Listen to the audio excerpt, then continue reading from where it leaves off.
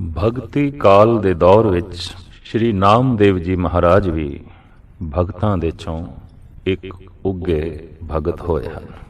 ਆਪ ਦੀ ਮਾਤਾ ਗੌਨਾ ਬਾਈ ਔਰ ਆਪ ਦੇ ਪਿਤਾ ਦਾ ਨਾਮ ਰਾਮ ਸੇਠੀ ਸੀ। ਨਰਸੀ ਬਾਮਣੀ ਪਿੰਡ ਨਾਮਕ ਗ੍ਰਾਮ ਦੇ ਵਿੱਚ ਕਸਬੇ ਵਿੱਚ ਆਪ ਦਾ ਜਨਮ ਹੋਇਆ, ਜੋ ਜ਼ਿਲ੍ਹਾ ਸਿਤਾਰਾ ਵਿੱਚ ਹੈ। ਬਚਪਨ ਤੋਂ ਹੀ ਮਾਂ-ਬਾਪ ਤੋਂ ਪਾਵਨ ਸੰਸਕਾਰ ਮਿਲਣ ਦੇ ਕਾਰਨ ਆਪ ਦਾ ਰਜੂ ਬਚਪਨ ਤੋਂ ਹੀ ਭਗਤੀ ਭਾਵਨਾ ਵਾਲਾ ਸੀ, ਪ੍ਰਭੂ ਦੀ ਤਰਫ ਸੀ। ਬੱਚਿਆਂ ਦੇ ਨਾਲ ਖੇਡਦਿਆਂ ਆਇਆਂ ਵੀ ਆਪ ਹਰੀ ਚਿੰਤਨ ਕਰਦੇ ਸਨ। ਸਹਿਜੇ ਸਹਿਜੇ ਆਪ ਵੱਡੇ ਹੋਏ।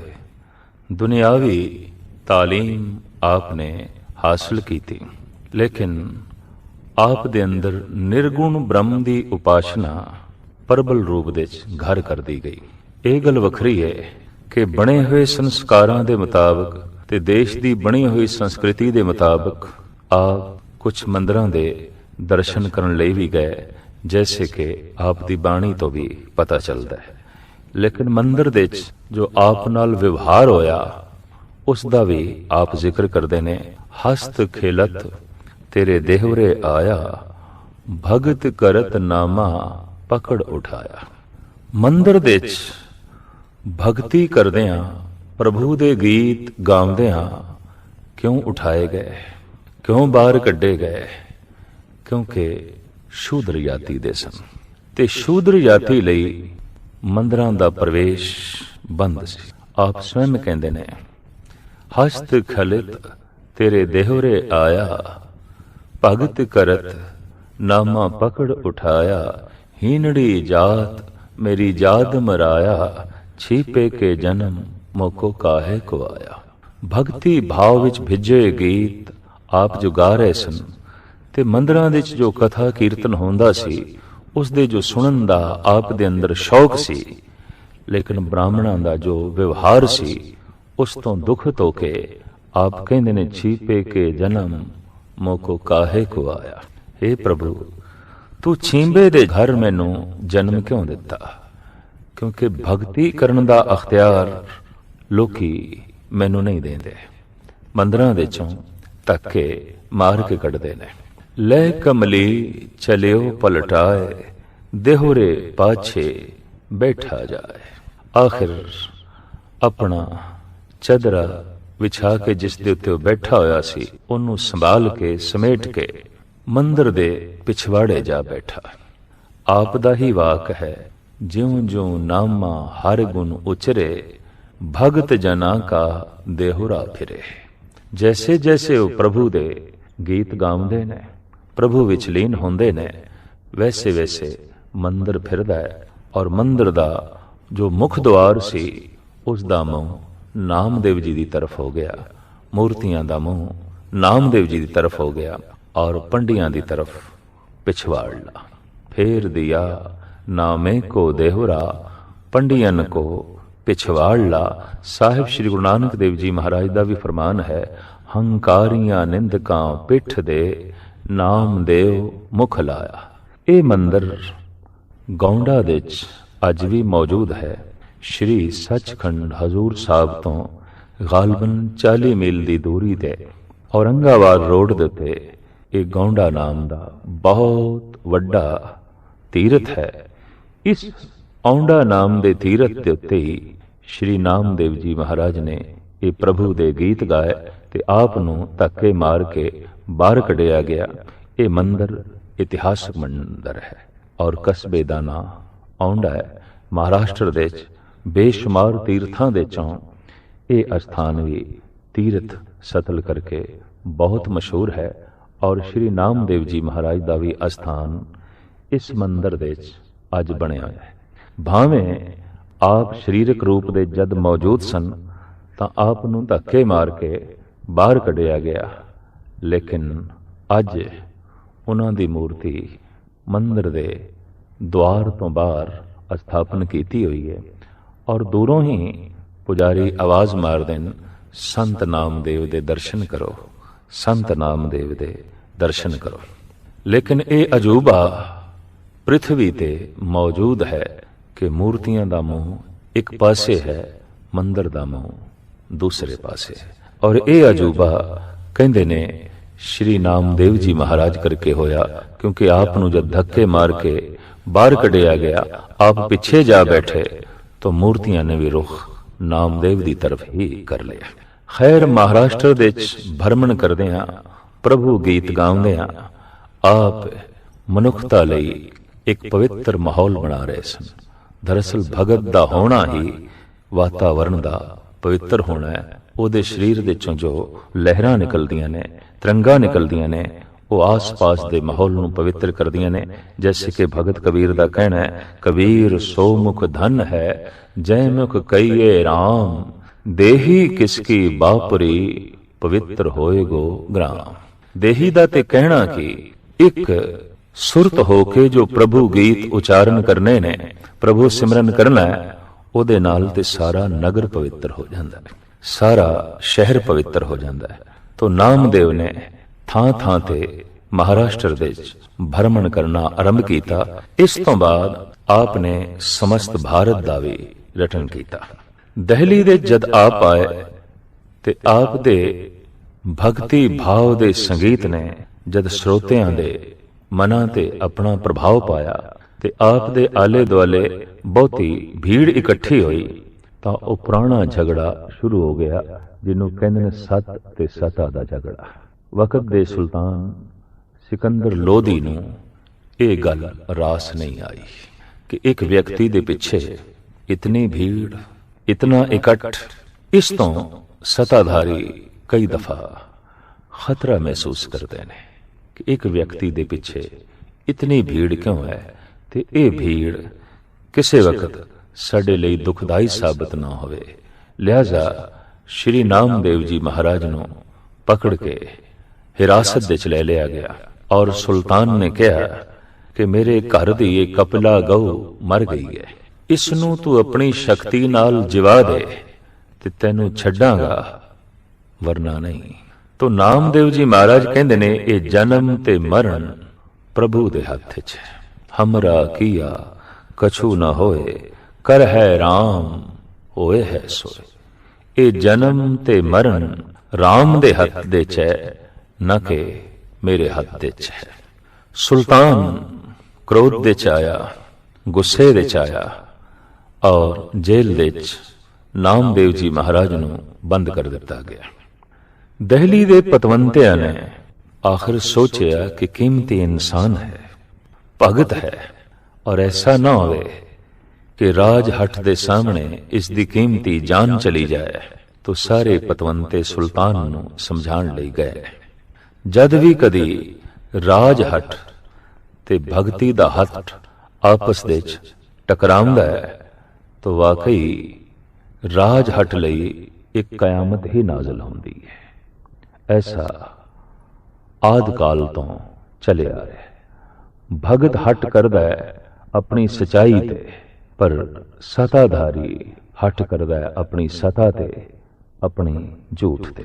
जैसे कि गुरु गोबिंद सिंह जी महाराज भी कहते ने, तुरा तर्क ताजी ब मकरो राया, मरा चारा साजी ब सिदको सफा। मैं सिदक ते खड़ा, सचाई ते खड़ा, सफाई ते खड़ा, ऐ सुल्तान तू झूठ ते खड़ा है, फरेब ते खड़ा है। फरेब ते खड़ा तू इस तो अगां पिछा नहीं होना चाहता, है तेरा हट है, पर सच ते मैं खड़ा, मैं भी इधर उधर नहीं होना चाहता, ये मेरा हट है। सत ते सताधारियां दी आद काल तो ही नहीं बनी।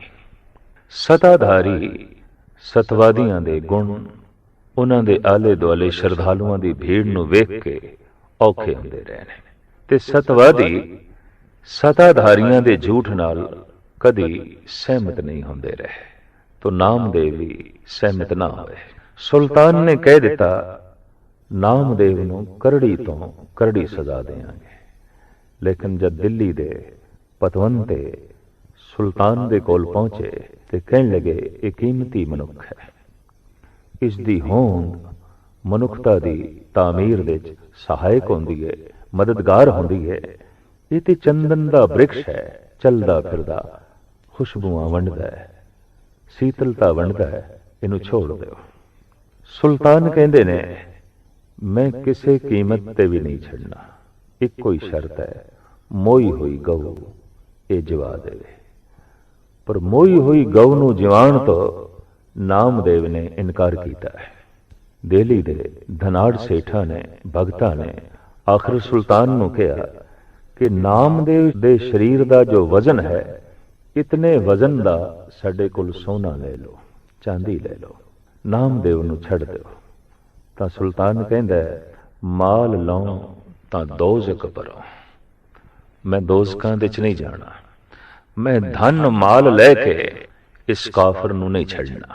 ਤੋ ਸਾਰੇ ਪਤਵੰਤੇ ਹੱਥ ਜੋੜ ਕੇ ਸੁਲਤਾਨ ਨੂੰ ਕਹਿੰਦੇ ਨੇ ਮੋਈ ਹੋਈ ਗਊ ਨਾਮਦੇਵ ਨਹੀਂ ਜਵਾਣਾ ਚਾਹੁੰਦੇ, ਧਨ ਮਾਲ ਤੁਸੀਂ ਨਹੀਂ ਲੈਣਾ ਚਾਹੁੰਦੇ, ਤਾਂ ਕੋਈ ਤੀਸਰਾ ਤਰੀਸਾ ਕੱਢੋ, ਕੋਈ ਤੀਸਰਾ ਮਾਰਗ ਕੱਢੋ ਤਾਂ ਕਿ ਨਾਮਦੇਵ ਦੀ ਬੰਦ ਖਲਾਸੀ ਹੋ ਸਕੇ। ਤਾਂ ਤੀਸਰਾ ਤਰੀਕਾ ਸੁਲਤਾਨ ਨੇ ਕਿਹਾ ਇੱਕੋ ਹੀ ਹੈ, ਇਹ ਰਾਮ ਕਹਿਣਾ ਛੱਡ ਦੇਵੇ, ਇਹ ਖੁਦਾ ਖੁਦਾ ਦਾ ਰਟਨ ਕਰੇ। ਨਾਮਦੇਵ ਨੂੰ ਜਦ ਇਹ ਗੱਲ ਆਖੀ ਗਈ ਤਾਂ ਕਹਿਣ ਲੱਗੇ ਨਹੀਂ, ਮੈਂ ਆਪਣੇ ਹੱਠ ਤੇ ਕਾਇਮ ਹਾਂ। ਉਸ ਸਮੇਂ ਭਰਮਣ ਦੇ ਵਿੱਚ ਨਾਮਦੇਵ ਜੀ ਦੀ ਮਾਤਾ ਵੀ ਨਾਮਦੇਵ ਜੀ ਦੇ ਨਾਲ ਸਨ, ਤੇ ਮਾਂ ਨੇ ਕਹਿ ਦਿੱਤਾ ਛੋੜ ਰਾਮ ਕੀ ਨਾ ਭਜੇ ਖੁਦਾਏ, ਛੱਡ ਜਾਨ ਬਚਦੀ ਹੈ, ਖੁਦਾ ਖੁਦਾ ਕਹਿਣਾ ਆਰੰਭ ਕਰ। ਨਾਮਦੇਵ ਕਹਿੰਦੇ ਨਹੀਂ, ਮੈਂ ਐਸਾ ਨਹੀਂ ਕਰਨਾ, ਕਤਈ ਨਹੀਂ ਕਰਨਾ। ਤੇ ਮਾਂ ਕਹਿਣ ਲੱਗੀ ਮੈਂ ਤੇ ਕਈ ਦਫਾ ਤੇਰੀ ਜ਼ਬਾਨ ਤੋਂ ਅੱਲਾ ਦੀ ਧੁਨੀ ਸੁਣੀ ਹੈ, ਖੁਦਾ ਦੇ ਗੀਤ ਸੁਣੇ ਨੇ, ਤੇ ਤੂੰ ਆਪ ਹੀ ਤੇ ਕਹਿੰਦਾ ਰਿਹਾ ਰਾਮ ਤੇ ਖੁਦਾ ਦੇ ਵਿੱਚ ਕੋਈ ਭੇਦ ਨਹੀਂ ਹੈ, ਔਰ ਤੂੰ ਐਸੇ ਗੀਤ ਗਾਉਂਦਾ ਰਿਹਾ। ਨਾਮਦੇਵ ਜੀ ਮਹਾਰਾਜ ਦਾ ਐਸਾ ਇੱਕ ਪਾਵਨ ਪਵਿੱਤਰ ਵਾਕ ਗੁਰੂ ਗ੍ਰੰਥ ਸਾਹਿਬ ਜੀ ਮਹਾਰਾਜ ਦੇ ਵਿੱਚ ਮੌਜੂਦ ਹੈ, ਮੈਂ ਅੰਧਲੇ ਕੀ ਟੇਕ ਤੇਰਾ ਨਾਮ ਖੁੰਦਕਾਰਾ, ਮੈਂ ਗਰੀਬ ਮੈਂ ਮਸਕੀਨ ਤੇਰਾ ਨਾਮ ਹੈ ਆਧਾਰਾ, ਕਰੀਮਾ ਰਹੀਮਾ ਅੱਲਾਹ ਤੂੰ ਗਨੀ। ਇਹ ਸ਼ਬਦ ਨਾਮਦੇਵ ਜੀ ਮਹਾਰਾਜ ਦਾ, ਕਰੀਮਾ ਰਹੀਮਾ ਅੱਲਾਹ ਤੂੰ ਗਨੀ, ਹਾਜ਼ਰਾ ਹਜ਼ੂਰ ਦਰਪੇਸ਼ ਤੋ ਮਨੀ, ਦਰਿਆਓ ਤੂੰ ਦਹਿੰਦ ਤੂੰ ਬਿਸਿਆਰ ਤੂੰ ਧਨੀ, ਦੇਹ ਲੇਹ ਏਕ ਤੂੰ ਦਿਗਰ ਕੋ ਨਹੀਂ, ਤੂੰ ਦਾਨਾ ਤੂੰ ਬੀਨਾ ਮੈਂ ਵਿਚਾਰ ਕਿਆ ਕਰੀ, ਨਾਮੇ ਚ ਸੁਆਮੀ ਬਖਸ਼ਿੰਦ ਤੋਂ ਹਰੀ।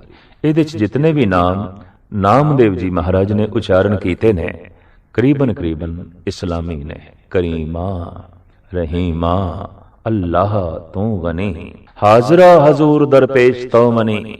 ਤੋ ਇਹ ਸਾਰੇ ਨਾਮ ਇਸਲਾਮੀ ਨੇ। ਮਾਂ ਨੇ ਕਿਹਾ ਤੂੰ ਤੇ ਕਈ ਦਫਾ ਅੱਲਾ ਅੱਲਾ ਦੀ ਧੁਨ ਰਟਦਾ ਹੈ, ਕਈ ਦਫਾ ਕਰੀਮ ਕਰੀਮ ਰਹੀਮ ਰਹੀਮ ਕਰਕੇ ਉਚਾਰਨ ਕਰਦਾ, ਅੱਜ ਕੀ ਹੈ, ਅੱਜ ਕਹਿ ਦੇ ਜਾਨ ਬਖਸ਼ੀ ਹੋ ਜਾਏਗੀ। ਤੋ ਸ਼੍ਰੀ ਨਾਮਦੇਵ ਜੀ ਮਹਾਰਾਜ ਆਪਣੀ ਮਾਤਾ ਨੂੰ ਕਹਿੰਦੇ ਨੇ ਉਦੋਂ ਜਦ ਮੈਂ ਅੱਲਾ ਦਾ ਨਾਮ ਉਚਾਰਨ ਕਰਦਾ ਆਪਣੀ ਮੌਜ ਦੇ ਵਿੱਚ, ਆਪਣੀ ਮਸਤੀ ਦੇ ਵਿੱਚ, ਲੇਕਿਨ ਅੱਜ ਆਖਾਂਗਾ ਤੇ ਮਜਬੂਰੀ ਦੇ ਵਿੱਚ। ਜੇ ਅੱਜ ਆਖਾਂਗਾ ਤਾਂ ਜਬਰ ਹੇਠ, ਅੱਜ ਆਖਾਂਗਾ ਤਾਂ ਦਬਾਅ ਹੇਠ, ਤੋ ਦਬਾਅ ਹੇਠ ਕਹਿਣ ਵਾਸਤੇ ਮੈਂ ਤਿਆਰ ਨਹੀਂ, ਦਬਾਅ ਦੇ ਵਿੱਚ ਆ ਕੇ ਤੇ ਮੈਂ ਰਾਮ ਕਹਿਣ ਨੂੰ ਵੀ ਤਿਆਰ ਨਹੀਂ। ਮੈਂ ਖੁਦਾ ਕਿਸ ਤਰ੍ਹਾਂ ਆਖਾਂਗਾ, ਮੌਜ ਨਾਲ ਕਹਿਣਾ, ਮਸਤੀ ਨਾਲ ਕਹਿਣਾ, ਲਿਹਾਜ਼ਾ ਮੈਂ ਐਸਾ ਨਹੀਂ ਕਰਾਂਗਾ। ਕਹਿੰਦੇ ਨੇ ਕਿ ਸਾਤ ਘੜੀ ਜਬ ਬੀਤੀ ਸੁਣੀ, ਅਜੂ ਨਾ ਆਏ ਤ੍ਰਿਭੁਵਨ ਧਨੀ। ਨਾਮਦੇਵ ਜੀ ਮਹਾਰਾਜ ਨੇ ਪ੍ਰਾਰਥਨਾ ਕੀਤੀ, हे ਪ੍ਰਭੂ ਮੈਂ ਆਪਣਾ ਫੈਸਲਾ ਤੇਰੇ ਹੱਥ ਛੋੜਦਾ, ਜੋ ਤੇਰੀ ਮਰਜ਼ੀ। ਪ੍ਰਭ ਆਪਣੀ ਵਡਿਆਈ ਚਾਹੁੰਦਾ ਜਨ ਕਾ ਜੈਕਾਰ ਕਰਾਈ, ਐਸਾ ਹੋ ਜਾਂਦਾ ਹੈ। ਕਈ ਦਫਾ ਪ੍ਰਭੂ ਦੀ ਵਡਿਆਈ ਭਗਤਾਂ ਦੇ ਜੈ ਜੈਕਾਰ ਤੋਂ ਪ੍ਰਗਟ ਹੁੰਦੀ ਹੈ, ਸੰਤਾਂ ਦੇ ਜੈ ਜੈਕਾਰ ਤੋਂ ਪ੍ਰਗਟ ਹੁੰਦੀ ਹੈ। ਕਹਿੰਦੇ ਨੇ ਮੋਈ ਹੋਈ ਗਊ ਉੱਠ ਖੜੋਈ ਔਰ ਬਾਦਸ਼ਾਹ ਦੇ ਪੇਟ ਦੇ ਸੂਲ ਪੈ ਗਏ, ਦਰਦ ਹੋਣਾ ਸ਼ੁਰੂ ਹੋਇਆ। ਇਧਰ ਮੋਈ ਹੋਈ ਗਊ ਜਦ ਜ਼ਿੰਦਾ ਹੋਈ ਇਸ ਕਰਾਮਾਤ ਨੂੰ ਵੇਖਿਆ, ਦੂਸਰੇ ਪਾਸੇ ਸਰੀਰ ਦੇ ਵਿੱਚ ਅਥਾਹ ਪੀੜਾ ਨੂੰ ਵੇਖਿਆ ਤਾਂ ਆਪਣੀ ਕਰਨੀ ਤੇ ਸ਼ਰਮਸਾਰ ਹੋਇਆ, ਪਛਤਾਵਾ ਪੈਦਾ ਹੋਇਆ। ਆ ਕੇ ਨਾਮਦੇਵ ਦੀ ਕਦਮਬੋਸੀ ਕੀਤੀ। ਨਾਮਦੇਵ ਦੇ ਕਦਮਾਂ ਤੇ ਆ ਕੇ ਮੱਥਾ ਟੇਕਿਆ। ਤਦੇ ਤੇ ਗੁਰੂ ਨਾਨਕ ਦੇਵ ਜੀ ਮਹਾਰਾਜ ਕਹਿੰਦੇ, ਹਰ ਜੁਗ ਜੁਗ ਭਗਤ ਉਪਾਇਆ, ਪੈਜ ਰਖਦਾ ਆਇਆ RAM ਰਾਜਾ। ਹਰ ਯੁੱਗ ਦੇ ਵਿੱਚ ਹਰ ਸਮੇਂ ਚੰਗੇ ਚੰਗੇ ਭਗਤ ਹੋਏ ਨੇ, ਔਰ ਉਹਨਾਂ ਦੀ ਲੱਜਾ ਪ੍ਰਭੂ ਆਪ ਰੱਖਦਾ ਰਿਹਾ, ਉਹਨਾਂ ਦੀ ਲੱਜਾ ਈਸ਼ਵਰ ਆਪ ਰੱਖਦਾ ਰਿਹਾ। ਸ਼੍ਰੀ ਨਾਮਦੇਵ ਜੀ ਮਹਾਰਾਜ ਭਰਮਣ ਕਰਦੇ ਹੋਏ ਥਾਂ ਪਰ ਥਾਂ ਉਪਦੇਸ਼ ਸੰਦੇਸ਼ ਦਿੰਦੇ ਹੋਏ ਆਖਿਰ ਵਾਪਸ ਪੰਢਰਪੁਰ ਆਏ। ਪੰਢਰਪੁਰ ਦੇ ਵਿੱਚ ਵੀ ਆਪ ਨਾਲ ਉਹੀ ਵਿਵਹਾਰ ਹੋਇਆ ਜੋ ਔਂਡੇ ਦੇ ਵਿੱਚ ਹੋਇਆ। ਕਿਉਂ ਕਿ ਪੰਢਰਪੁਰ ਦੇ ਵਸਨੀਕਾਂ ਨੂੰ ਵੀ ਪਤਾ ਸੀ ਕਿ ਆਪ ਜ਼ਾਤ ਦੇ ਛੀਂਬਾ ਨੇ, ਔਰ ਨਵੇਂ ਕੱਪੜਿਆਂ ਨੂੰ ਖੁੰਭ ਤੇ ਚਾੜ ਕੇ ਧੋ ਕੇ ਤੇ ਫਿਰ ਉਹਨਾਂ ਨੂੰ ਰੰਗਣਾ, ਇਹ ਨਾਮਦੇਵ ਦੀ ਕਿਰਤ ਸੀ, ਨਾਮਦੇਵ ਦਾ ਧੰਦਾ ਸੀ। ਲੇਕਿਨ ਭਗਤੀ ਭਾਵ ਦੇ ਗੀਤ ਇਸ ਢੰਗ ਨਾਲ ਚਾਰੋਂ ਪਾਸੇ ਖਿਲੇਰੇ ਕਿ ਪੰਢਰਪੁਰ ਦੇ ਵਸਨੀਕ ਆਪ ਦੀ ਪਰਿਕਰਮਾ ਕਰਨ ਲੱਗੇ, ਭੁੱਲ ਗਏ ਕਿ ਇਹ ਸ਼ੂਦਰ ਹੈ। ਆਖਿਰ ਤਾਰਕਿਕ ਪੁਰੋਹਿਤ ਲੋਕਾਂ ਨੇ, ਵਿਦਵਾਨਾਂ ਨੇ ਆਪ ਤੋਂ ਪੁੱਛਿਆ ਕਿ ਤੁਸੀਂ ਆਪਣਾ ਹਿਰਦਾ ਪ੍ਰਭੂ ਨਾਲ ਕਿਵੇਂ ਜੋੜਿਆ? ਕੀ ਯੁਕਤੀ ਹੈ, ਕੀ ਯੁਕਤੀ ਹੈ? ਆਖਿਰ ਢੰਗ ਕੀ ਵਰਤਿਆ? ਤੌਰ ਤਰੀਕਾ ਕੀ ਵਰਤਿਆ? ਤੌਰ ਤਰੀਕਾ ਕਬੀਰ ਤੋਂ ਵੀ ਕਿਸੇ ਵਕਤ ਪੁੱਛਿਆ ਗਿਆ ਸੀ, ਤਾਂ ਆਪ ਨੇ ਸਾਫ਼ ਕਹਿ ਦਿੱਤਾ ਸੀ, ਤਜ ਭਰਮ ਕਰਮ ਬਿਦ ਨਿਖੇਦ, RAM ਨਾਮ ਲੇਹੀ ਗੁਰ ਪ੍ਰਸਾਦ ਜਨ ਕਬੀਰ, RAM ਕਰ ਸਨਈ ਬਿਦ ਨਿਖੇਦ। ਬਿਧੀ ਨਿਸ਼ੇਧ, ਕੋਈ ਵਿਧੀ ਨਹੀਂ ਹੈ, ਕੋਈ ਢੰਗ ਨਹੀਂ ਹੈ। ਕਬੀਰ ਕਹਿੰਦੇ ਨੇ ਕੋਈ ਢੰਗ ਨਹੀਂ ਹੈ।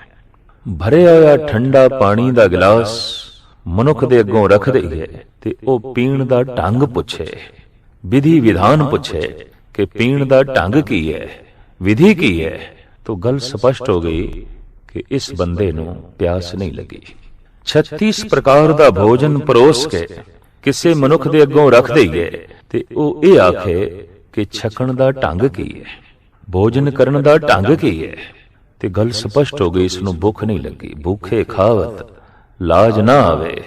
ਭੁੱਖਾ ਮਨੁੱਖ ਢੰਗ ਨਹੀਂ ਪੁੱਛਦਾ ਹੁੰਦਾ, ਤੌਰ ਤਰੀਕਾ ਨਹੀਂ ਪੁੱਛਦਾ ਹੁੰਦਾ, ਉਹ ਛਕਣ ਲੱਗ ਪੈਂਦਾ, ਖਾਣ ਲੱਗ ਪੈਂਦਾ।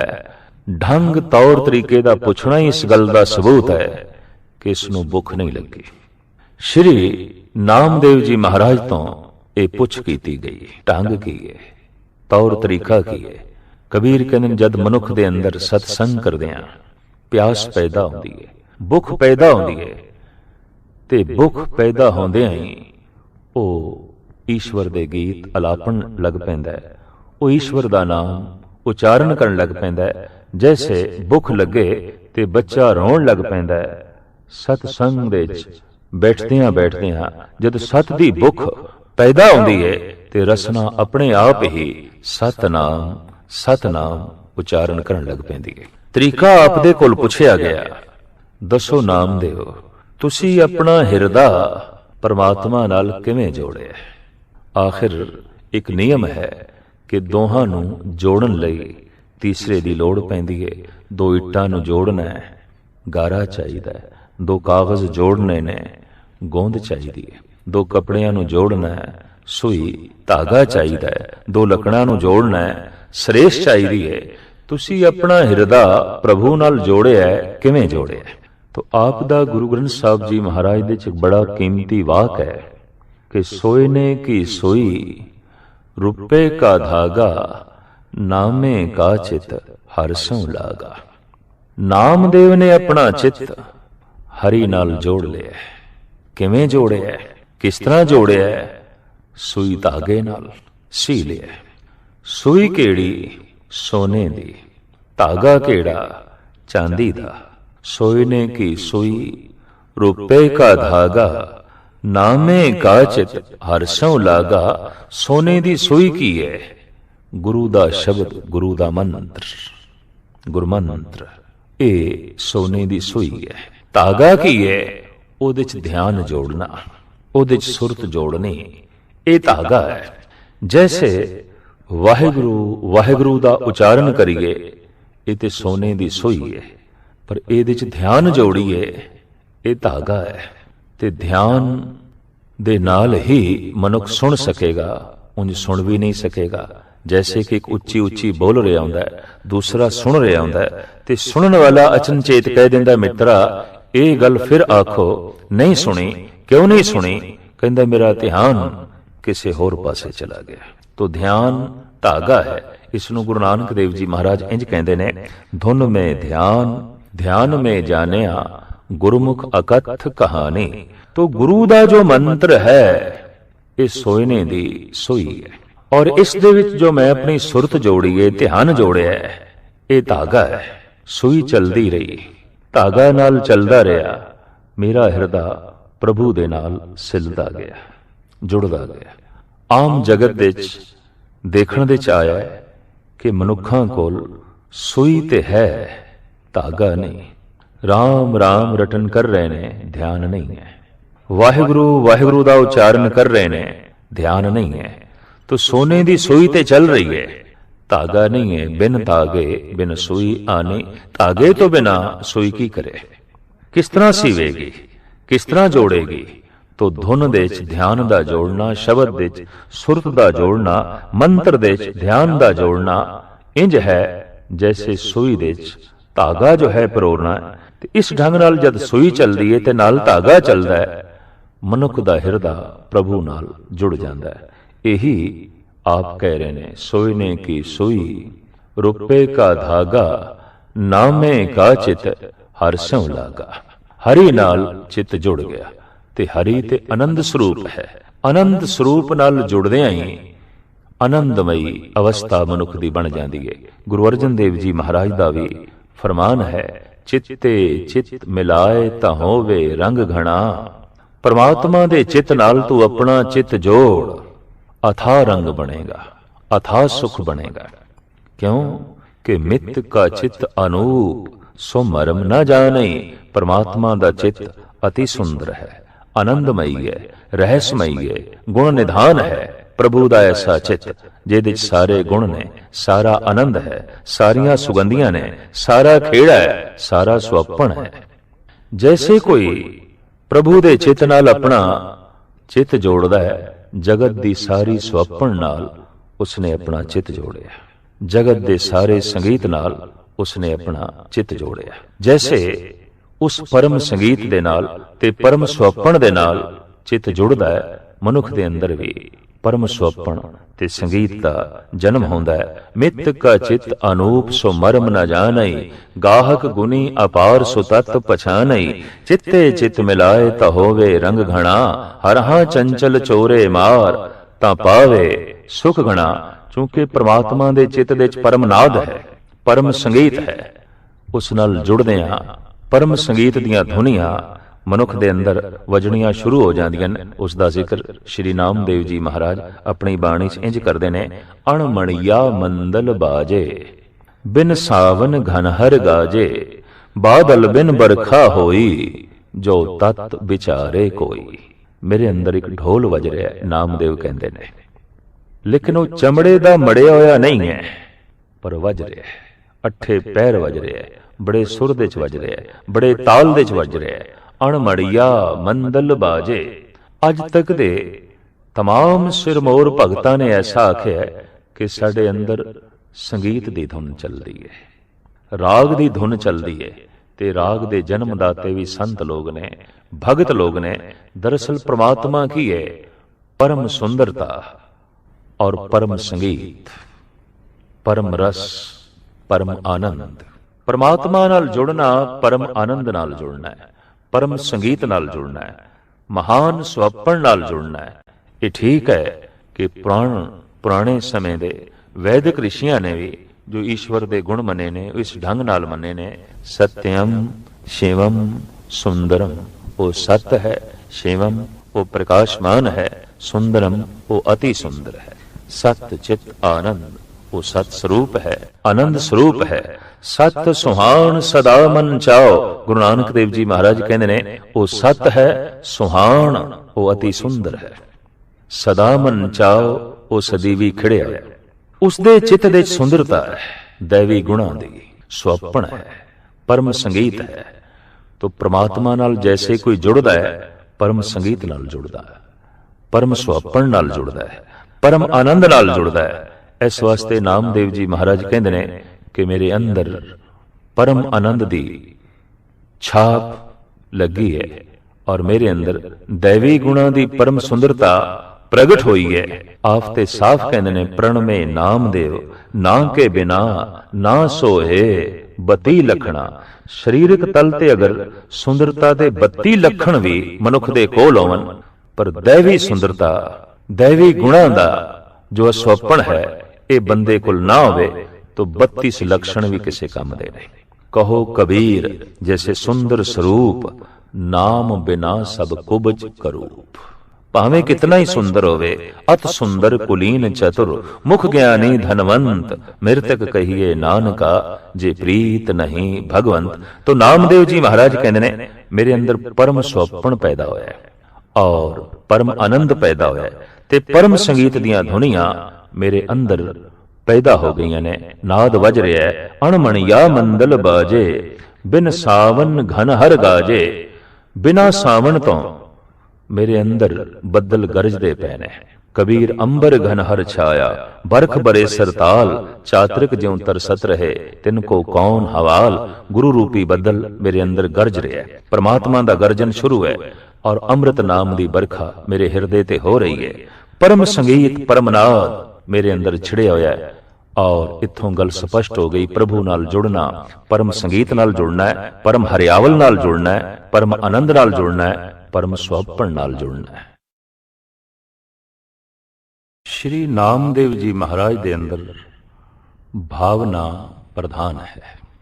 दरअसल भगत नामदेव जी महाराज भावना प्रधान पुरुष ने, ते जिथे भावना प्रधान है, जज्बे प्रधान ने, बस ओही भगत है। दो तरह के मनुख ने, कोई अकल दे तल ते जीवदा है, कोई हिरदे दे तल ते जीवदा है। कोई बौद्धिक तल ते जीवदा है, कोई दिल दे तल ते जीवदा है। जीवन दे ये दो ढंग ने। जो बौद्धिक तल ते जी रहा है उस दे अंदर विचार प्रधान होवेगी। जो हिरदे दे तल ते जी रहा है उत्थे भाव प्रधान होवेगा।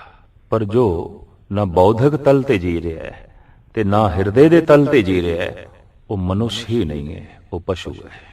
पशु इन्हां दोहां थल्लां तो थल्ले ही जीवदा है। इत्थे प्रश्न खड़ा होंदा है, भाव प्रधान है कि विचार प्रधान है। दरअसल विचार नाल वस्तु नूं समझना है, हस्ती नूं समझना है, और भाव नाल हस्ती नाल जुड़ना है, वस्तु नाल जुड़ना है। अगर भाव ना होए तां जुड़ नहीं सकांगे, विचार ना होए तां समझ नहीं सकांगे। जन्म तो मनुख भाव ही लैके आउंदा है। इस तो एक गल स्पष्ट हो गई कि विचार नालों भाव की आवश्यकता ज्यादा है, अधिक है। भाव प्रथम है, विचार बाद दे है। भाव करके एक मासूम बच्चा मां नाल संबंध जोड़दा है, पिता नाल संबंध जोड़दा है, भैणां नाल संबंध जोड़दा है, भरावां नाल संबंध जोड़दा है। अजे ते विचार दी दुनिया उत्थे आरंभ ही नहीं हुई, अजे ते भाव दी दुनिया।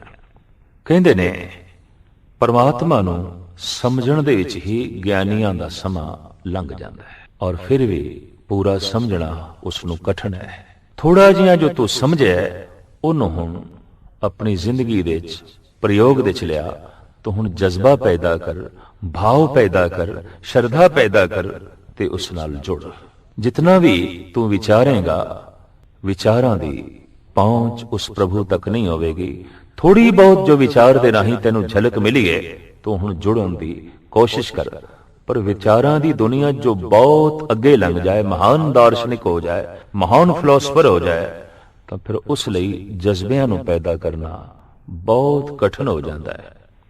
उर्दू दे अजीम शायर इकबाल दा ऐसा कहना है, तेरे सीने में दम है दिल नहीं है, तेरा दम गर्म ये महफिल नहीं है, निकल जा अकल से आगे के ये नूर, चिरागे राह है मंजिल नहीं है। ऐ बंदे अकल दी दुनिया तो अगे लंघ जा, जज्बियां दी दुनिया च पहुंच, वलवलियां दी दुनिया च पहुंच, भावना दी दुनिया च पहुंच। जे तू कोई रस लेना है, ਸਵਾਦ ਲੈਣਾ ਹੈ, ਆਨੰਦ ਲੈਣਾ ਹੈ। ਹਕੀਕਤ ਹੈ ਅਕਲ ਤੇ ਰਸਤੇ ਦਾ ਦੀਵਾ ਹੈ, ਅਕਲ ਤੇ ਰਸਤੇ ਦਾ ਚਾਨਣਾ ਹੈ। ਤੇ ਹੁਣ ਦੀਵੇ ਦੀ ਹੀ ਕੋਈ ਪਰਿਕਰਮਾ ਕਰਦਾ ਰਹਿ ਜਾਏ ਤੇ ਮੰਜ਼ਿਲੇ ਮਕਸੂਦ ਤੱਕ ਪਹੁੰਚਣਾ ਕਠਿਨ ਹੋ ਜਾਏਗਾ।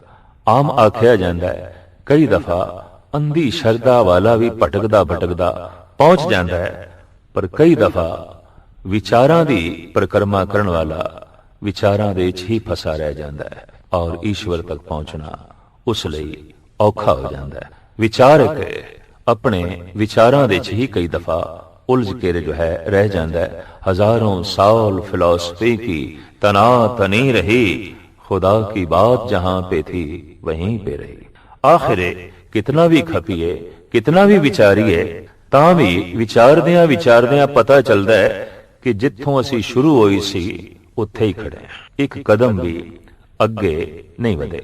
ਵਿਚਾਰ ਵਿਚਾਰ ਕੇ ਜਦ ਐਸਾ ਪਤਾ ਚਲੇ ਕਿ ਉਹ ਸਾਡੇ ਵਿਚਾਰਾਂ 'ਚ ਨਹੀਂ ਆਉਂਦਾ, ਉਹ ਸਾਡੀ ਸੋਚ ਮੰਡਲ ਦੇ 'ਚ ਨਹੀਂ ਆਉਂਦਾ, ਉਹ ਸਾਡੀ ਬੌਧਿਕ ਪਕੜ ਦੇ 'ਚ ਨਹੀਂ ਆਉਂਦਾ, ਬਸ ਉਸੇ ਛਣ ਚਾਹੀਦਾ ਹੈ ਕਿ ਮਨੁੱਖ ਜਜ਼ਬਿਆਂ ਨੂੰ ਜਨਮ ਦੇਵੇ, ਸ਼ਰਧਾ ਨੂੰ ਜਨਮ ਦੇਵੇ, ਵਿਸ਼ਵਾਸ ਨੂੰ ਜਨਮ ਦੇਵੇ, ਭਾਵਨਾ ਨੂੰ ਜਨਮ ਦੇਵੇ। तो भगत नामदेव जी महाराज भाव प्रधान पुरुष ने और आप दे अंदर जदों थोड़ा जिहा भी भाव कमजोर होंदा है, थोड़ा जिहा भी प्रेम पिछे हटदा है तां आप तड़प के कहंदे ने मोहे लागती ताला बेली, बछरे बिन गाय अकेली, पानियां बिन मीन तलफे, त्यों राम नाम बिन बापरो नामा। मैं ते तड़पदा हे प्रभु तेरे विछोड़े च इंज जैसे पानी तो बिना मछली तड़पदी है, जिन्हें गऊ मां तो बिना उसदा बछड़ा ओ तड़पदा है, व्याकुल होंदा है, पुकारदा है और उच्ची धुन नाल आवाज मारदा है, हे प्रभु जद भी रंचक मात्र भी विछोड़ा होवे ते विछोड़ा की है जज्बियां दा कमजोर होना, भावनावां दा कमजोर होना, शरधा दा छीण होना, प्रेम दा थोड़ा जिहा बुझना, बस उस दे नाल ही भगतां दे अंदर तड़पणी शुरू हो जांदी है। कारण कि प्रेम दी अधकता, भावना दी अधकता, शरधा दी अधकता आनंद नूं जन्म देंदी है, रस नूं जन्म देंदी है। शरधा घटी, भावना घटी, प्रेम घटिया, रस घट जांदा है। और बिल्कुल प्रेम नहीं, बिल्कुल शरधा नहीं, बिल्कुल भावना नहीं, तो देखिया गया बिल्कुल कथा कीर्तन दे रस नहीं रह जाता, बिल्कुल सतसंग दे रस नहीं रह जाता। रस ते तां हुण बनेगा जे इस शब्द नाल, कथा नाल, कीर्तन नाल भावना जोड़ीए, शरधा जोड़ीए, प्रेम जोड़ीए, तां फिर रस दी गंगा वग तुरदी है और प्रेम मनुख नूं तृप्ति दे जांदा है। शरधा भावना वाला मनुख अठे पैर तृप्त रहिंदा है, शुकराने विच रहिंदा है। जिनी चाखिया प्रेम रस से तृप्त रहे आघाए। बौद्धिक तल ते जीण वाला बंदा ओ अक्सर गिलियां विच जींदा है। हे प्रभु मैं इतना कीता ते प्राप्त की होया। बौद्धिक तल ते जीवण वाला मनुख अक्सर व्यापारी ही हो जांदा है। तो दुनिया दे चोटी दे व्यापारी समझ लेने चाहिए ने कि बौद्धिक तल ते जी रहे ने, हिरदे दे तल ते नहीं। ते दुनिया भर दे चोटी दे संत भगत उन्हां बारे कहना पएगा ये हिरदे दे तल ते जी रहे ने, बुद्धि दा प्रयोग करदे ने पर जीवन दा केंद्र हिरदा है। व्यापारी आम दुनियादार बंदा बौद्धिक तल ते जीवदा है, विचारां दे तल ते जीवदा है। शरधा दा ते एवें कदी कदी अपनी गरज दी पूर्ति लई इस्तेमाल करदा है, वरतों करदा है और इस तरीके नाल शरधा भी अपवित्र हो जाती है। इस तरीके नाल वो प्रेम भी धुंधला ते मैला होंदा है। तो भगत नामदेव जी महाराज कहंदे मैं ते इंज तड़पदा हे प्रभु तेरे विछोड़े च। ते विछोड़ा उदों ही आउंदा है जद प्रेम मध्यम पैंदा है, जद शरधा छीन आउंदी है, जद किधरे भावना नूं सट लगदी है, जद किधरे विश्वास कमजोर होंदा है, उदों रस आनंद और सुकून भी एक पासे हो जाता है। तो तड़पना ते कुदरती गल है। शुरू होवेगी मोहे लागती ताला बेली, बछरे बिन गाय अकेली। इस तरह भावपूर्वक जीवन व्यतीत करने वाले ने श्री नामदेव जी महाराज। ਸਿਰਫ ਆਪ ਦੇ ਅੰਦਰ ਭਾਵਨਾ ਹੀ ਪ੍ਰਧਾਨ ਨਹੀਂ, ਬਲਕਿ ਆਪ ਦੇ ਕੋਲ ਵਿਚਾਰ ਵੀ ਨੇ। ਐਸਾ ਨਾ ਸਮਝ ਲਿਆ ਜਾਏ ਕਿ ਭਗਤ ਵਿਚਾਰ ਬਿਲਕੁਲ ਨਹੀਂ ਰੱਖਦੇ, ਨਹੀਂ, ਉਹਨਾਂ ਦੇ ਜੀਵਨ ਦਾ ਕੇਂਦਰ ਤੇ ਸ਼ਰਧਾ ਹੈ। ਉਹਨਾਂ ਦੇ ਵਰਤਨ ਵਾਲੇ ਵੇਦ ਵਿੱਚ ਵਿਚਾਰ ਨੇ। ਉਹ ਵਸਤੂ ਨੂੰ ਸਮਝਦੇ ਨੇ, ਵਿਚਾਰ ਨਾਲ ਜੁੜਦੇ ਨੇ, ਭਾਵਨਾ ਨਾਲ ਪਰਮਾਤਮਾ ਦਾ ਥੋੜਾ ਬਹੁਤ ਬੋਧ ਹਾਸਲ ਕਰਕੇ ਜੈਸੇ ਉਹ ਪ੍ਰਭੂ ਨਾਲ ਭਾਵ ਕਰਕੇ ਜੁੜਦੇ ਨੇ ਤਾਂ ਪ੍ਰਮਾਤਮਾ ਦੀ ਬਹੁਤ ਵੱਡੀ ਸੂਝ ਭਗਤਾਂ ਦੇ ਕੋਲ ਆਉਂਦੀ ਏ। ਭਾਵੇਂ ਆਮ ਦਾਰਸ਼ਨਿਕ ਫਿਲਾਸਫਰ ਬਹੁਤ ਕੁਝ ਪੜ੍ਹਿਆ ਲਿਖਿਆ ਹੋਵੇ ਤਾਂ ਵੀ ਉਤਨੂੰ ਸੂਝ ਨਹੀਂ ਰੱਖੇਗਾ ਜਿਤਨੀ ਕਿ ਭਗਤ ਕੋਲ ਹੈ। ਇੱਕ ਅਨਪੜ੍ਹ ਭਗਤ ਕੋਲ ਵੀ ਜਿਤਨਾ ਪ੍ਰਮਾਤਮਾ ਦਾ ਗਿਆਨ ਹੈ ਉਤਨਾ ਚੋਟੀ ਦੇ ਪੜ੍ਹੇ ਲਿਖੇ ਕੋਲ ਵੀ ਨਹੀਂ ਹੋਵੇਗਾ, ਕਿਉਂਕਿ ਭਗਤ ਤੇ ਜੁੜਿਆ ਹੈ, ਭਗਤ ਨੇ ਤੇ ਰਸ ਮਾਣਿਆ, ਭਗਤ ਨੂੰ ਤੇ ਉਸਦੀ ਹੋਂਦ ਦਾ ਪੂਰਨ ਤੌਰ ਤੇ ਪਤਾ ਹੈ ਕਿਉਂਕਿ ਉਹ ਜੁੜਿਆ ਹੋਇਆ ਹੈ। ਤੇ ਫਿਲਾਸਫਰ ਦਾਰਸ਼ਨਿਕ ਵਿਚਾਰ ਉਹ ਤੇ ਸਿਰਫ ਵਿਚਾਰ ਕਰ ਰਿਹਾ ਹੈ, ਉਹ ਤੇ ਸਿਰਫ ਵਿਚਾਰਾਂ ਦੇ ਤਲ ਤੇ ਜੀ ਰਿਹਾ ਹੈ। ਇਸ ਵਾਸਤੇ ਭਗਤਾਂ ਨੇ ਐਸਾ ਆਖਿਆ ਵੀ ਹੈ।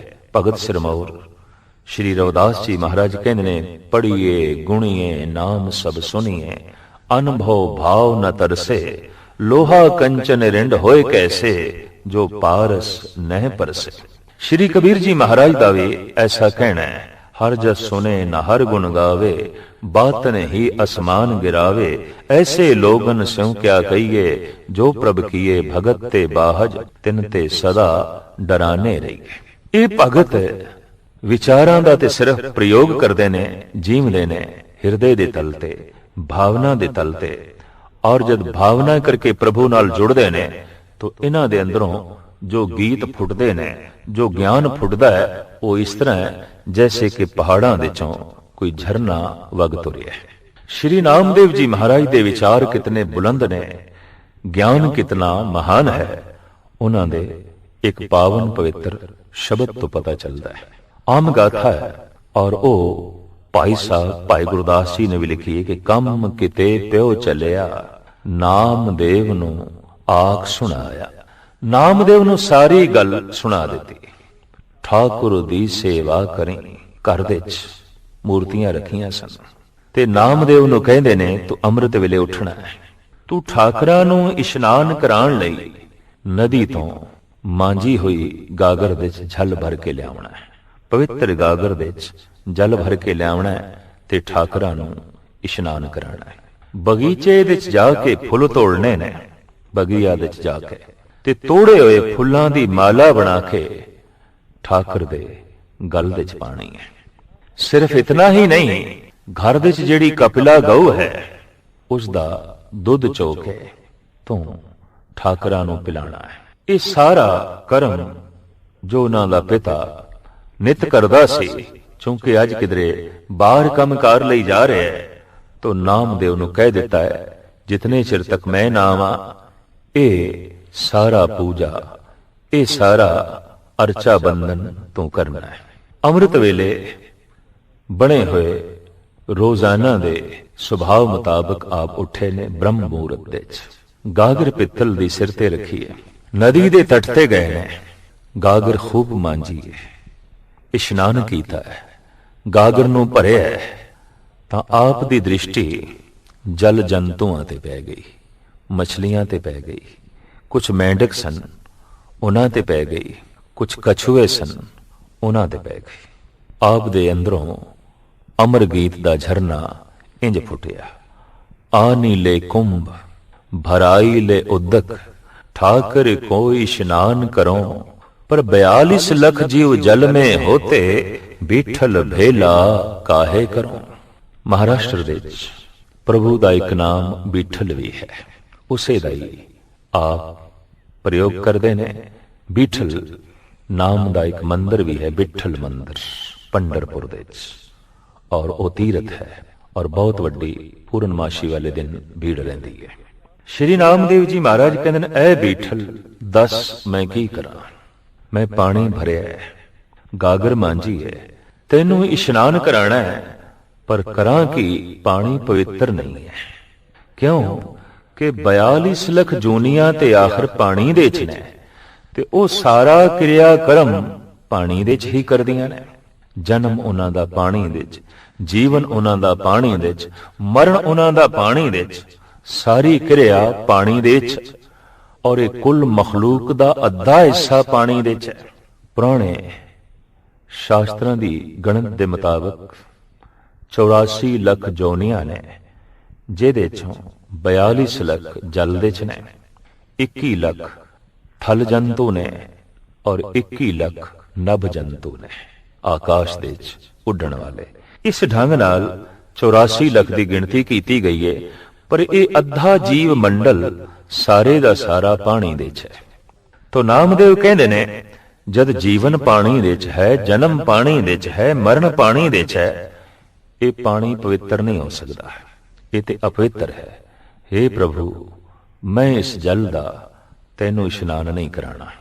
ਖਾਲੀ ਗਾਗਰ ਲੈ ਕੇ ਆ ਗਏ ਔਰ ਸੋਚ ਰਹੇ ਨੇ ਅੱਜ ਠਾਕਰਾਂ ਨੂੰ ਇਸ਼ਨਾਨ ਨਹੀਂ ਕਰਾਣਾ, ਪਾਣੀ ਤੇ ਅਪਵਿੱਤਰ ਹੈ ਤੇ ਇਹ ਤੇ ਠਾਕਰਾਂ ਨੂੰ ਅਪਵਿੱਤਰ ਕਰਨਾ ਹੋਵੇਗਾ। ਪਰ ਇਹ ਸੋਚਣੀ ਆਪ ਦੇ ਅੰਦਰ ਜੋ ਫੁੱਟੀ ਹੈ, ਗਾਲਬਨ 11 ਸਾਲ ਦੀ ਉਮਰ ਦੇ ਵਿੱਚ। ਛੋਟੇ ਨੇ, ਬੱਚੇ ਨੇ, ਪਿਤਾ ਬਾਹਰ ਜਾ ਰਿਹਾ ਹੈ ਤੇ ਪੁੱਤਰ ਨੂੰ ਸਮਝਾਇਆ ਹੈ, ਇਹ ਸਭ ਕੁਝ ਤੂੰ ਰੋਜ਼ ਕਰਨਾ ਹੈ। ਪਰ ਇਸ ਮਾਸੂਮ ਬਾਲਕ ਦੇ ਧਾਰਮਿਕ ਸੰਸਕਾਰ ਇਤਨੇ ਪ੍ਰਬਲ ਨੇ ਤੇ ਬੁੱਧੀ ਇਤਨੀ ਉਜਵਲ ਹੈ। ਆਪ ਕਹਿੰਦੇ ਨੇ, ਨਹੀਂ, ਇਹ ਜਲ ਤੇ ਅਪਵਿੱਤਰ ਹੈ ਤੇ ਅਪਵਿੱਤਰ ਜਲ ਦੇ ਨਾਲ हे ਪ੍ਰਭੂ, ਮੈਂ ਤੈਨੂੰ ਇਸ਼ਨਾਨ ਕਰਾਵਾਂ ਤੇ ਕਿਵੇਂ ਕਰਾਵਾਂ। ਛੋਟੀ ਜਿਹੀ ਟੋਕਰੀ ਲੈ ਕੇ ਆਪ ਬਗੀਆ ਦੇ ਚ ਗਏ। ਫੁੱਲ ਤੋੜਨ ਲੱਗੇ ਨੇ ਤੇ ਫੁੱਲਾਂ ਦੇ ਉੱਤੇ ਮੰਡਲਾ ਰਹੇ ਨੇ ਭੌਰੇ, ਤਿਤਲੀਆਂ। ਆਪ ਦੇਖਦੇ ਆਂ ਇੱਕਦਮ ਹੈਰਾਨ ਹੋਏ ਕਿ ਸ਼ਹਿਦ ਦੀਆਂ ਮੱਖੀਆਂ ਵੀ ਫੁੱਲਾਂ ਦੇ ਚੋਂ ਰਸ ਕੱਢ ਰਹੀਆਂ ਨੇ। ਆਪ ਕਹਿੰਦੇ ਨੇ, ਇਹ ਫੁੱਲ ਵੀ ਪਾਵਨ ਨਹੀਂ ਨੇ, ਪਵਿੱਤਰ ਨਹੀਂ ਨੇ, ਇਹਨਾਂ ਦਾ ਰਸ ਤੇ ਭੌਰੇ ਲੈ ਜਾਂਦੇ ਨੇ, ਇਹਨਾਂ ਦੇ ਚੋਂ ਰਸ ਤੇ ਸ਼ਹਿਦ ਦੀਆਂ ਮੱਖੀਆਂ ਕੱਢ ਕੇ ਲੈ ਜਾਂਦੀਆਂ ਨੇ, ਤਿਤਲੀਆਂ ਕੱਢ ਕੇ ਲੈ ਜਾਂਦੀਆਂ ਨੇ। ਲਿਹਾਜ਼ਾ ਇਹਨਾਂ ਫੁੱਲਾਂ ਦੀ ਮਾਲਾ ਪਰੋ ਕੇ, ਹੇ ਠਾਕਰ, ਮੈਂ ਤੇਰੇ ਗਲੇ ਕਿਸ ਤਰ੍ਹਾਂ ਪਾਵਾਂ, ਜਦ ਕਿ ਇਹਨਾਂ ਫੁੱਲਾਂ ਦਾ ਇਸਤੇਮਾਲ ਭੌਰੇ ਪਹਿਲੇ ਹੀ ਕਰ ਲੈਂਦੇ ਨੇ, ਤਿਤਲੀਆਂ ਪਹਿਲੇ ਹੀ ਕਰ ਲੈਂਦੀਆਂ ਨੇ, ਸ਼ਹਿਦ ਦੀਆਂ ਮੱਖੀਆਂ ਪਹਿਲੇ ਹੀ ਕਰ ਲੈਂਦੀਆਂ ਨੇ। ਆ ਨੀਲੇ ਫੂਲ ਪਰੋਈ ਲੈ ਮਾਲਾ, ਠਾਕਰ ਕੀ ਹੋਂ ਪੂਜ ਕਰੋ, ਪਰ ਪਹਿਲੇ ਬਾਸ ਲਈ ਹੈ ਭੌਰੇ, ਬੀਠਲ ਭੇਲਾ ਕਾਹੇ ਕਰੋ। ਹੂ ਬਹੁ ਇਸ ਤਰ੍ਹਾਂ ਦਾ ਵਾਕ ਭਗਤ ਰਵਿਦਾਸ ਜੀ ਮਹਾਰਾਜ ਦਾ ਵੀ ਹੈ। ਮਾਈ ਗੋਬਿੰਦ ਪੂਜਾ ਕਹਾ ਲੈ ਚਰਾਓ, ਅਵਰ ਨਾ ਫੂਲ ਅਨੂਪ ਨਾ ਪਾਓ, दूध ता बछरे थनो बिडारियो, फूल भवर जल मीन बिगारियो। हे प्रभु, मैं किवें पानी नाल तैनू इशनान करावां, वो ते जल अपवित्र कर दिता मीन ने, फुल ते अपवित्र कर दिते ने, भौरियां ने, तितलियां ने, शहद दियां मक्खियां ने। हुण आप नूं ख्याल आया कि तीजा कम पिता ने सौंपिया सी, कपिला गऊ दा दुध ठाकरां नूं पिलाना है। तो अपनी माता नूं आख्या, गऊ चो दिओ, दुध चाहीदा है। नामदेव दी माता ने गऊ दा बछड़ा खोलिया, बछड़ा थण चूंगण लग पिया ते नामदेव जी महाराज अपनी मां नूं कहंदे ने, पहले ये बछड़ा दुध पीएगा। हाँ मेरे बच्चे, पहले बछड़ा दुध पीएगा तां ही गऊ दुध देंदी है। तो आप कहने लगे, मां मैनूं ये दुध नहीं चाहिदा, इस दुध दा भोग मैं ठाकरां नूं नहीं लवाणा। क्यों?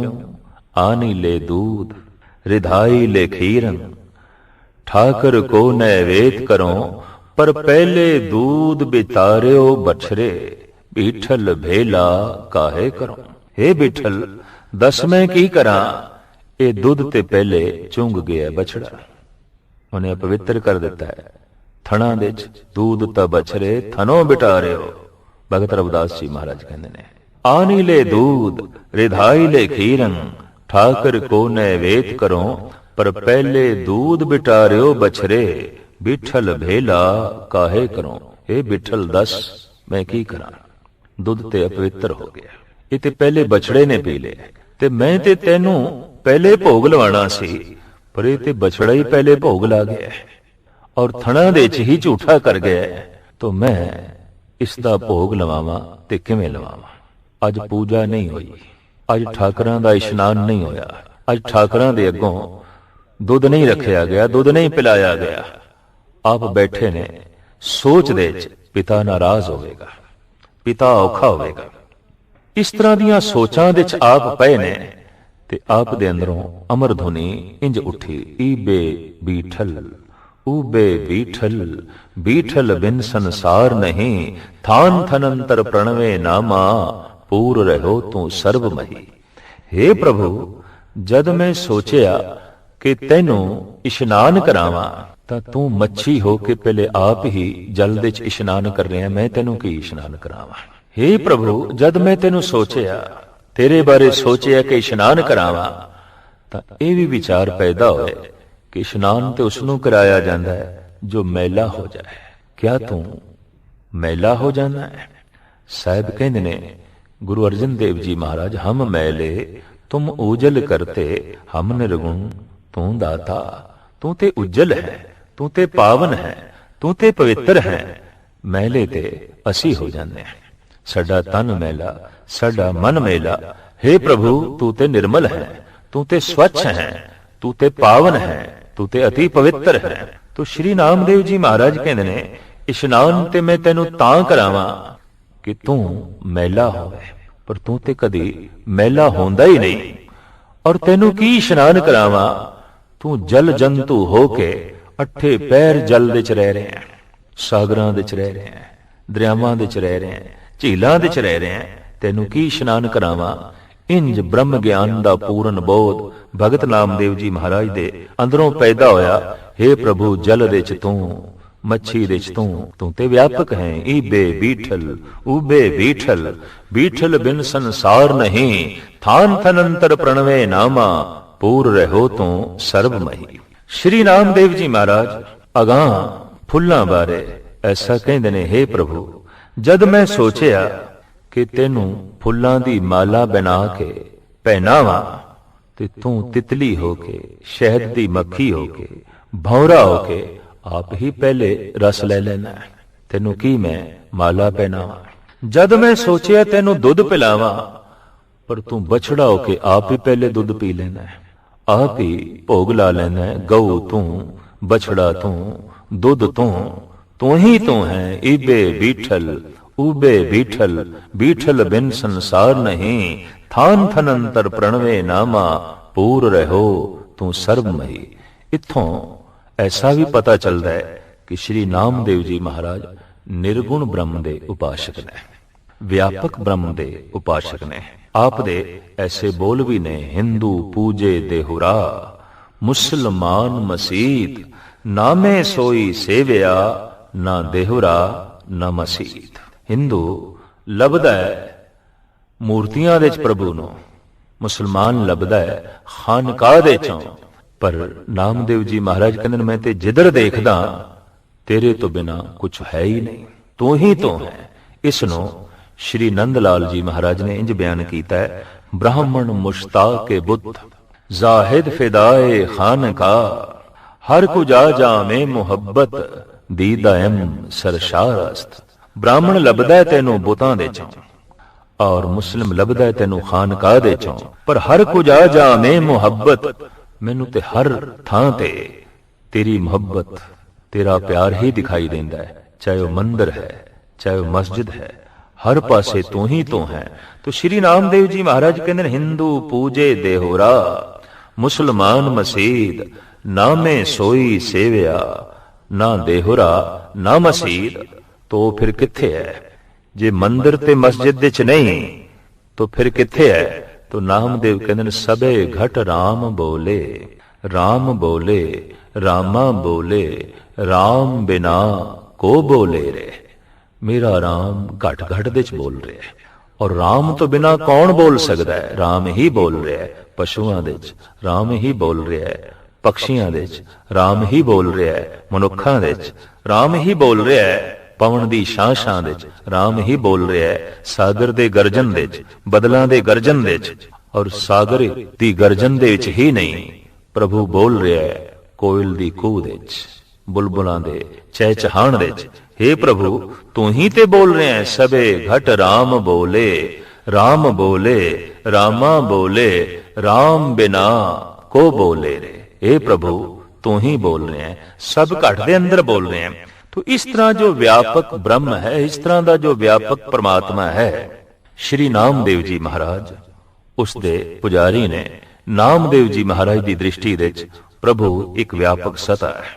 वो अखंड ज्योति है, खंडित नहीं है, टुकड़ियां टुकड़ियां विच नहीं है, अखंड ज्योति है, व्यापक है। पर उस तक किवें पहुंचीए ते उस नूं किवें प्राप्त करिए, नामदेव दे ये आखिरी बोल आप जी दे समक्ष भेंट करा। श्री नामदेव जी महाराज दा फरमान, ज्यों जल मांझे माछ लो, मार्ग पेखणो न जाई, ज्यों आकाशे पंखी अलो, खोज निरखो न जाई। उस प्रभु नूं किवें तलाश करिए ते उस परमात्मा तक किवें पहुंचीए जो व्यापक है, किवें पहुंचीए, मार्ग की है, आखिर रस्ता की है। तो नामदेव कहंदे ने जैसे जल दे विच मच्छी चलदी है ते रस्ता बनदा है, उंज बना बनाया कोई रस्ता नहीं है, बना बनाया कोई मार्ग नहीं है, चलदियां ही मार्ग बनदा है। आसमान दे उत्ते बने बनाई कोई सड़क नहीं है, पंछी उड़दा है ते मार्ग बनदा है, उंज कोई मार्ग नहीं, उंज कोई रस्ता नहीं, बस उड़दियां ही रस्ता बनदा है। ते मच्छी दे चलदियां ही सागर दे विच मार्ग बनदा है, उंज कोई मार्ग नहीं। मनुख जैसे जैसे राम दा रटन करना आरंभ कर देंदा है, राम दा मार्ग बनना भी शुरू हो जाता है। गुरु गुरु दी आराधना जैसे मनुख आरंभ कर देंदा है, गुरु गुरु दा नाम लेना जद शुरू कर देंदा है, तो गुरु दा मार्ग भी बनना नाल शुरू हो जाता है। बना बनाया मार्ग नहीं है, इत्थे जपदियां मार्ग बनेगा, इत्थे नाम उचारण करदियां ही मार्ग बनेगा। जमीन दे उत्ते सानू बणियां बनाईयां सड़कां मिल सकदियां, चलना सानू पैंदा है, सड़क नहीं बनानी पैंदी। पर इत्थे अध्यात्मक मंडल दे उत्ते ऐसा है कि असीं जद चलांगे तो चलदियां ही सड़क बनेगी। जैसे असीं पृथ्वी ते भी कई दफा देखते हैं कि लगातार मनुख किसी एक थां तो लंघन तो अपने आप पगडंडी बन जाती है, एक रेखा बन जाती है, एक मार्ग बन जाता है। अध्यात्मक मंडल दे विच ऐसा है, वाहिगुरु वाहिगुरु जपना आरंभ कर दईए, बस आरंभ करदियां ही मार्ग बनदा है। जैसे मच्छी चले तो रस्ता बनदा है, उंज कोई रस्ता नहीं। इत्थे इंज पहुंचना है परमात्मा तक जिवें मच्छी एक थां तो दूसरी थां ते पहुंचती है, जिवें पक्षी एक थां तो दूसरे थां तक पहुंचदा है। इस नूं खोलिया परम दार्शनिक संत गुरु घर दे वेद व्यास भाई गुरदास ने। गुरमुख खोज अगम है, ज्यों जल अंदर मीन फिरंदा, गुरमुख खोज अलख है, ज्यों आकाशे पंख उड़ंदा। गुरमुख जिहड़ा है वो परमात्मा दी खोज इस तरह कर लैंदा है जिवें सागर दे विच मच्छी एक थां तो दूसरी थां ते पहुंच जांदी है, जिवें पक्षी एक थां तो दूसरी थां ते पहुंच जांदा है। बिना मार्ग दे उड़दियां ही मार्ग बनदा है, चलदियां ही मार्ग बनदा है। इस तरह गुरु का सिख जद जपदा है तो जपदियां ही जपदियां परमात्मा तक पहुंच जाता है, ईश्वर तक पहुंच जाता है, अकाल पुरख तक पहुंच जाता है। हू बहो श्री नामदेव जी महाराज यही कुछ कह रहे ने, मार्ग बना बनाया नहीं है, राम राम जपदियां ही राम दा मार्ग बनेगा और राम दी लीनता नसीब होवेगी। राम नाम दे च लीन, बिठल बिठल दे च लीन। श्री नामदेव जी महाराज अपने गीतां दे राहीं जगत नूं बिठल दे च लीन करदे रहे, राम दे च लीन करदे रहे और भ्रमण करदियां करदियां अनेकां नूं आपने राम दे च लीन कीता, बिठल दे च लीन कीता और लीन करदियां करदियां एक दिन आप सिर्फ मानसिक तौर ते नहीं शरीरक तौर ते भी उस बिठल दे च लीन हो गए, उस प्रभु दे च लीन हो गए। और ये लीनता ऐसी हुई, सूरज किरण मिले जल का जल हुआ राम, ज्योति ज्योत रली संपूर्ण थिया राम।